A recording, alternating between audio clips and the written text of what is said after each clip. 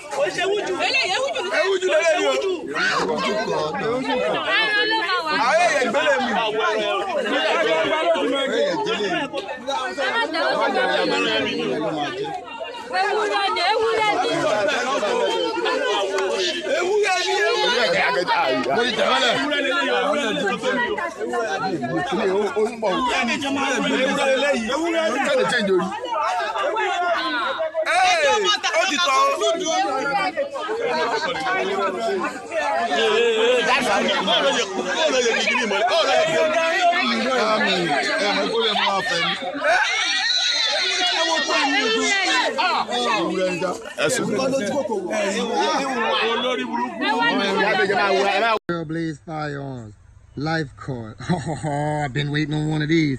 Man, it's no bigger than your ID. Bet you don't know what this is. 22, baby. Open it up.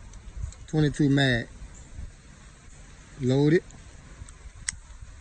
Open the gun up. Lock. Cock it back.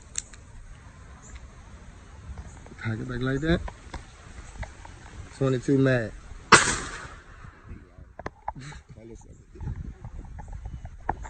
22 mag. So you gotta give it a little pull back, lock it back, she good to go. And you put your other rounds, keep your last strap in there, you know, keep your last strap in the head. Oh baby, nice little pocket. Same size as your ID, baby, fit in the Altoids box. I'm gonna go get one and show y'all. Oh boy. Huh? Gelato. Gelato. Gelato.